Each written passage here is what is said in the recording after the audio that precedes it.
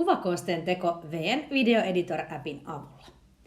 Kuvaa irtovalokuvasi ensin mobiililaitteesi kuvamuistiin ihan kuvaamalla ne tarkasti ja rajaamalla, jotta saat ne kaikki omaan laitteeseesi muistiin ennen editoinnin alkua. Kannattaa mahdollisimman tarkasti rajata kuvat ennen editointia, niin niitä on helpompi käsitellä. Ja tarkista, että kaikki kuvat löytyvät tuosta editoinnissa käytettävästä laitteesta.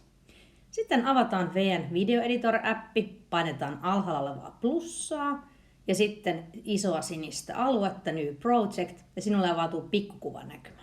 Paina All ja näet kaikki kuvat. Ja nyt näistä kuvista sitten lähdet valitsemaan järjestyksessä, mitkä haluat omaan videosi laittaa. Ja laita tuonne yläkulmaan pieni merkki. Ja lopuksi paina sinistä nuolta. Nyt sulle aukeaa editointinäkymä, missä pääset kuvia muuttelemaan ja niihin kaikkia lisäilemään. Tänne voit vielä lisätä uusia kuvia täältä ensimmäisen editointinauhan alusta. Painat sitä ja taas päädyt pikkukuvan näkymään. Painat All ja sieltä valitset vielä ne kuvat ja sinisellä nuolla, mitkä halusit lisätä tuonne omaan nauhaasi. Näiden kuvien paikkoja voi vaihtaa. Mene kuvan kohdalle. Paina sitä niin, että sinne tulee keltaisat reunat ja sitten pidä sormea siinä pitkään. Ja sen jälkeen nosta kuva yläkautta siihen kohtaan, mihin halusit. Eli mene kuvan kohdalle, paina sitä pitkään ja yläkautta rahaa siihen kohtaan, minne kuvan haluat. Nyt filter-toiminnolla voidaan muuttaa kuvan sävyä. Eli halutaan nämä vaikka mustavalkoiseksi. Se löytyy tuolta alhaalla olevista ikoneista. Ja kun painat sitä, niin tänne aukeaa paljon erilaisia vaihtoehtoja, joista voit valita oman suosikkisi ja vaihtaa kaikkiin kuviin saman tai eri filterin. Ja täällä alhaalla on tällainen asteikko, jolla voit vielä sen kuvan sävyä säätää vielä enemmän. Tuossa Adjust-toiminnossa on tämmöisiä vielä enemmän hienosäätötoimintoja, eli täällä voi vaan lisätä kontrastia ja kirkkautta ja vaikka lämpöä vielä erikseen. Joskus riittää pelkkä Adjust-toiminnon käyttäminen. Jos haluat näihin kaikkiin kuviin kerralla, vaikka sen mustavalkoiseksi vaihtamisen, valitse taas alhaalta Filter ja nyt menet valitsemaan sen filterin, jonka halusit. Esimerkiksi mustavalkoiseksi ja sitten keskeltä Apply to All. Niin nyt kaikki kuvat tässä videonauhalla, kuvanauhalla muuttuivat mustavalkoiseksi. Jos et ole tyytyväinen johonkin toimintoon ja haluat sen perua, niin täällä oikealla on tällainen kääntönuoli, eli edellisen toiminnon peruminen.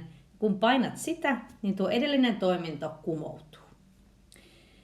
Täällä kuvien välissä on tällaisia plusmerkkejä ja sinne saadaan kivoja siirtymiä niiden välille, kun painat sitä.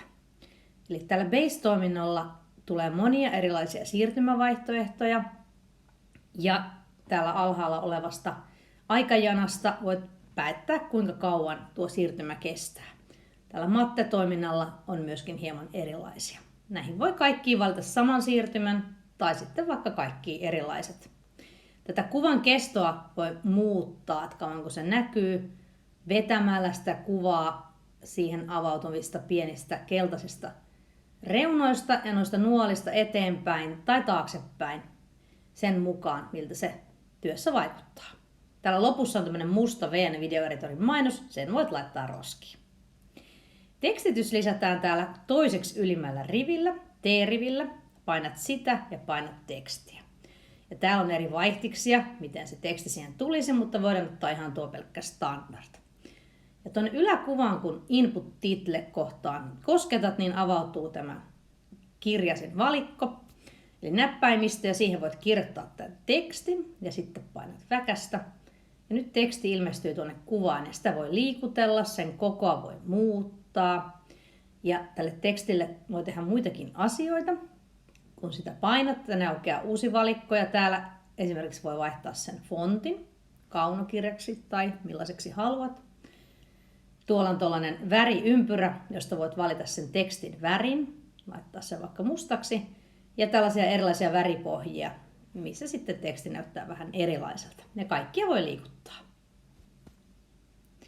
Tätä tekstiä voi myös laittaa liikkumaan, kun kosket tuota tekstiä täällä tekstiraidalla, niin sinne aukeaa pieni valikko ja sieltä voit valita motion ja siellä on erilaisia in animation, out animation ja muita vaihtoehtoja, jolla se teksti saadaan liikkumaan siihen kuvaan ja kestoa voi myös muuttaa. Tekstitys jää tänne näkymään.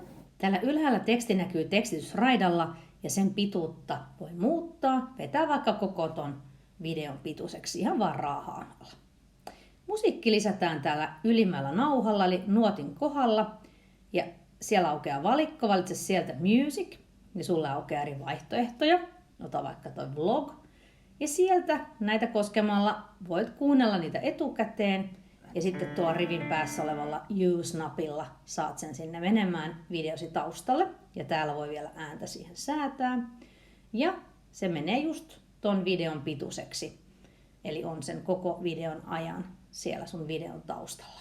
Sinne voi lisätä myös äänitehosteita erikseen.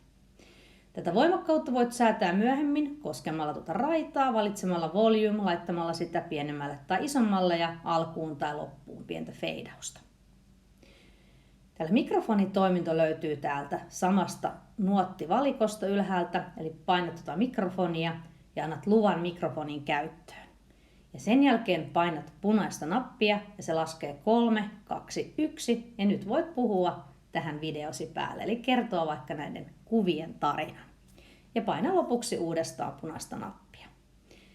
Nyt esimerkiksi tämä mikrofonipuhe meni punaisena nauhana tuonne nuottiviivalle ja näitä eri ääninauhoja klikkaamalla, tökkäämällä pääset niitä vielä hienosäätämään, laittamaan isommalle tai pienemmälle ja niin poispäin.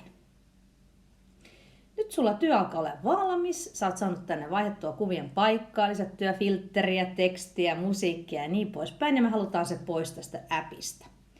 Tuolla oikeassa yläkulmassa on tollanen pieni nuoli, eli mene sinne, paina sitä ja sulla aukeaa näkymä, jossa lukee export. Painat sitä, prosentit pyörii ja sitten palataan tähän alkunäkymään. Käy tarkistamassa tässä kohtaa sun kuvagalleriasta kuvista, näkyykö se siellä. Ja jos kaikki on mennyt hyvin, niin nyt sun video on valmis.